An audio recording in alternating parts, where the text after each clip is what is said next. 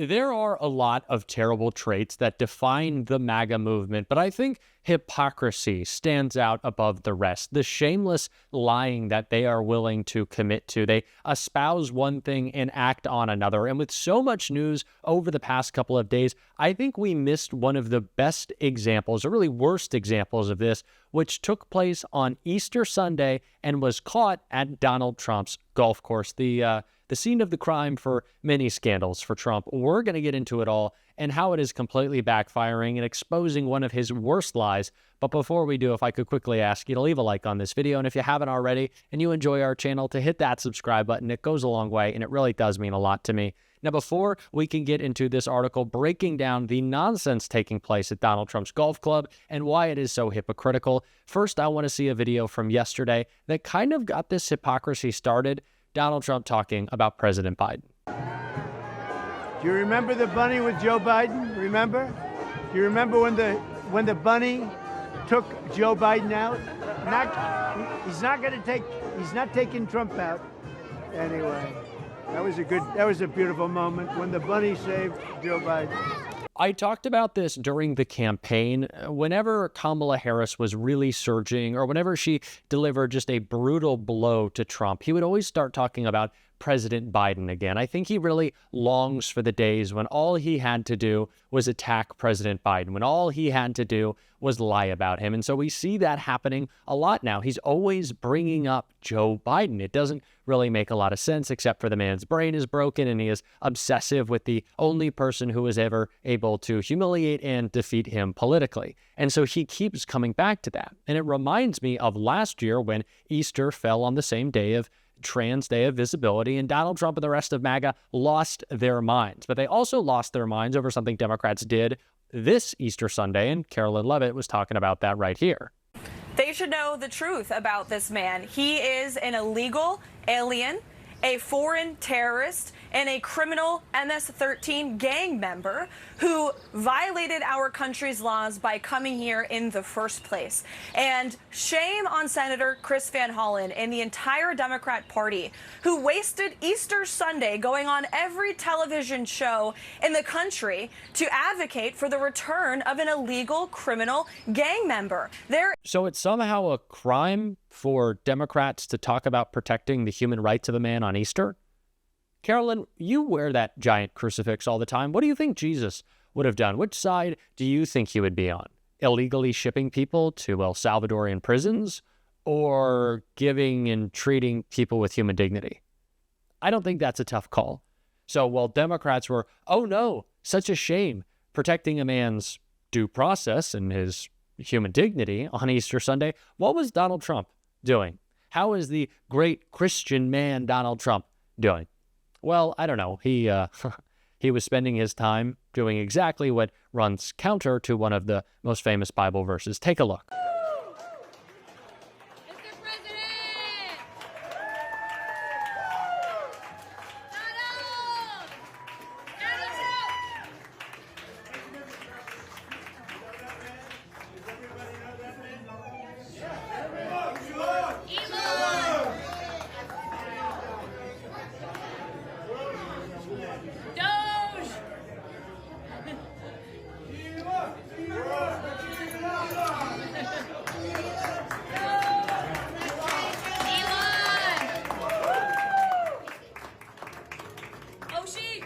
I remember it saying something in the Bible about it being easier for a camel to pass through the eye of a needle than it is for a rich man, let alone the richest man in the world, to enter the kingdom of God. But Donald Trump doesn't read the scripture. Donald Trump doesn't read it all. So on Easter Sunday, Donald Trump was spending his time with the richest man in the world. But it wasn't just that. Instead of going to church, where was Donald Trump? On a day that Joe Biden was in church, when he was president, he was in church. What was Donald Trump doing? Trump skips church to go on unhinged Easter posting spree instead. President Donald Trump had a lot to get off his chest on Easter Sunday. Trump went on another spiteful Truth Social posting spree, skipping church to spend Sunday at his Virginia golf club after attending an Easter service at the White House. The president posted over 20 times in the space of 9 hours, taking aim at radical left lunatics, China, critics of his chaotic tariffs, and a federal judge who halted his deportations of Venezuelan migrants. So last year, on Easter, it was the greatest crime in the world that Trans Day of Visibility fell on the same day of Easter. We saw Republicans say that it was a plot carried out by the Biden administration. Ooh, they're scheming to celebrate the dignity of an oppressed people. And Donald Trump goes golfing and it's silence. The man doesn't show up to church because I don't think he can cross the threshold without catching on fire, and nobody cares. And then he's posting about it. That's what he spends his time doing, golfing, thinking about Donald Trump and attacking people. Is that how we're supposed to celebrate Easter? I guess Republicans don't care. That is the hypocrisy that is always baked in. It's the same hypocrisy that allows them to justify Donald Trump crashing the economy after promising that they were going to lower prices. And Nicole Wallace covered all of that in this clip right here. Crush of alarming economic headlines today. The International Monetary Fund is warning of a global slowdown thanks to uncertainty generated by Donald Trump's on-again, off-again tariff regime. Washington Post reports this, quote, Trump's double-barreled tariff plan, a 10% tax on nearly everything the U.S. imports each year, plus significantly higher levies on goods from dozens of nations, will hurt the United States and its trading partners, the fund said. As we have reported in recent days and weeks, Trump-fueled uncertainty has led to enormous volatility in the markets. News today that Treasury Secretary Scott Bessent told investors that a trade war with China was unsustainable sent stocks soaring. The Dow Jones up about 1,000 points after markets plunged yesterday. The overall picture for the markets remains cloudy, though. The Wall Street Journal is reporting today that the Dow Jones is on track for its worst April since the Great Depression. Let that sink in. Since 1932. As for Donald Trump, he may be on track to be more than just a 21st century Herbert Hoover. Investors are worried that what Trump has set in motion is bigger than trade barriers. They're worried that he is unraveling an economic order that has for decades taken American stability for granted. The IMF's chief economist saying today, quote, the global economic system that has operated for the past 80 years is being reset. The U.S. effective tariff rate has now surged past levels reached at the turn of the 20th century. Beyond the tariffs themselves, the surge in policy uncertainty related to trade policy, but also more broadly, is a major driver of the economic outlook. Behind that, quote, surge in policy uncertainty, a phrase I'm going to steal, a Trump administration defined by its man-made instability. New York Times reporter Luke Broadwater writes in the Times today that, quote, the veneer of a more disciplined White House has begun to crack. And it's not just the uncertainty around Trump's imposing and then lifting tariffs that makes the Trump administration and, by extension, our entire country look and feel unstable. It's not just Defense Secretary Pete Hegseth's recklessness with military attack plans. It's not just the war with the country's oldest and richest university, which reportedly began with a letter from the Trump administration that was sent by mistake. It's not just Elon Musk's slashing and burning indiscriminately of government agencies, or Donald Trump taking to social media to target the head of the Federal Reserve. It's all of it, all these developments that paint the picture of a country, of a United States, that is increasingly, in the eyes of investors, a bad bet. Former Trump aide and investor Anthony Scaramucci told New York Magazine this, quote, I submit that irreparable damage has been done to the United States. If you are a Western ally, you're looking at the United States and saying the body politic is damaged. Now, it marks a dramatic change from even the first Trump administration. Bulwark writes it this way, quote, during Trump's first term, his defenders frequently pretended that his tweets and ad hoc political approach simply did not matter in the real world. It was a convenient fiction that markets largely indulged. Trump's griping about Powell didn't crash markets then. Now, however, Trump has cured investors of that cheerful nonchalance for his momentary grievance-filled whims. When he posts, the damage now appears in real time. Trump is Trump. It's too much to expect he'll ever learn his lesson about this or quench his desire to accumulate power. But for the rest of us, it's a bracing reminder. On the other side of all this, we do well to build the guardrails a little stronger and higher. The U.S. economy in danger of becoming a victim of Donald Trump's autocratic and erratic ambitions is where we start today with CNBC senior economics reporter Steve Leisman, also joining us, staff writer for The Atlantic and co-author of the New York Times bestseller Abundance. Derek Thompson is back.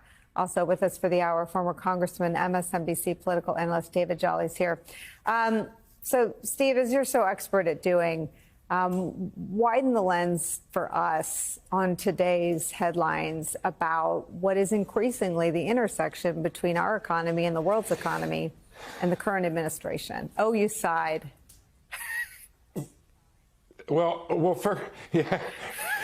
You only give me small tasks, but I do want to personally and publicly thank you for having me on a day when the market was up, so that viewers did not think that I was only this terrible harbinger of doom that only comes on when the market is down 1,000 points. Because it's always news. It's always a story, right? It's a driver. Let me tell you what happened, and I wish I had more expertise on this. I've only read the transcript of what Scott Bessent told privately to a J.P. Morgan meeting 3 times to try to understand it. But the market was up a little bit after that big sell-off yesterday over that concern over Donald Trump possibly or thinking about replacing the Fed chair, Jay Powell, even though most think he doesn't have the legal right to do that. So it was up a little bit. But then it really got a charge when Scott Bessent, the Treasury Secretary, said that this relationship as it is now is unsustainable. That gave the market hope that there could be or would be some form of near-term or closer progress in these negotiations. And if you remember, that's what everybody is looking for, is at least some progress. Now, it's important what you said earlier, that progress means we only go back to these terrible 10% tariffs that are the source of the IMF marking down the U.S. economy. It's why everybody thinks the Fed has to come in and cut interest rates. And it's also a reason why we're going to people think there's going to be a recession in the United States. So it doesn't get a whole lot better, even if it gets better off of this terrible place we're in right now. But there was this interesting line I want to point out, Nicole, because I've read it a bunch of times. He said, now with China, we find there's this balance between economic and military that we've never seen before, which I raised my eyebrows about through the roof, because I remember you were still in the Bush administration, just I think as you were leaving, when Hank Paulson, the Treasury Secretary, and the first president launched the Strategic and Economic Dialogue when they realized back in 2006 that the China relationship was much more complicated than just trade, that we had a whole bunch of things to deal with them, and it was not just a trade relationship. Well, it may be a good thing, but it does appear as if the second Trump administration, I don't know how many years later, is realizing that it's a very complicated relationship with China, and it does not pay for the U.S. to focus only on trade when the 2 biggest economies, 2 major military powers in the world face off against each other. We should be talking on a whole lot of levels and not do what we've done right now, which is effectively an embargo on China. This is the most chaotic, corrupt, and incompetent administration in history. Let's just call it that. And let's not let MAGA try to wiggle their way out of anything else.